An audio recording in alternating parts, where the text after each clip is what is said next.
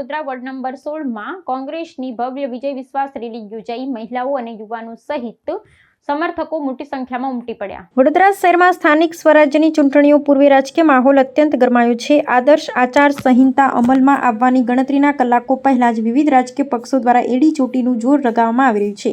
આ જ શૃંખલામાં શહેરના વોર્ડ નંબર 16માં કોંગ્રેસ પક્ષ દ્વારા પોતાની ઉમેદવારોના સમર્થનમાં એક ભવ્ય વિજય વિશ્વાસ રેલીનું આયોજન કરી સઘન પ્રયાસ કરવામાં આવ્યો હતો.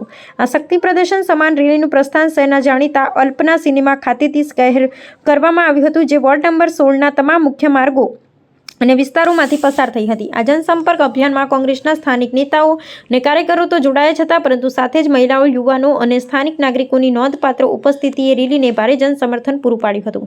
ચૂંટણી મેદાને ઉતરેલા ઉમેદવારોએ આ રેલીના માધ્યમથી મતદારો સાથે સીધો સંવાદ સાધવાનો સઘન પ્રયાસ કર્યો હતો. આદર્શ આચાર સંહિતા લાગુ પડતાની સાથે જ પ્રચાર પ્રસાર પર નિયંત્રણો આવી જશે, જેને પગલે પક્ષો દ્વારા મતદારોને રીઝવવાનો આ અંતિમ મોટો પ્રયાસ હતો. જનતાને આ સકારાત્મક પ્રતિસાદ અને વિશાળ જનમેદની જોતા સ્થાનિક આગેવાનોમાં આગામી ચૂંટણી પરિણામો અંગે આશાવાદ જોવા મળી રહ્યો છે. વડોદરા મહાનગરપાલિકાની આ ચૂંટણીમાં વિવિધ વોર્ડમાં રસાકસી ભર્યો જંગ જોવા મળશે તેવું હવે સ્પષ્ટ છે.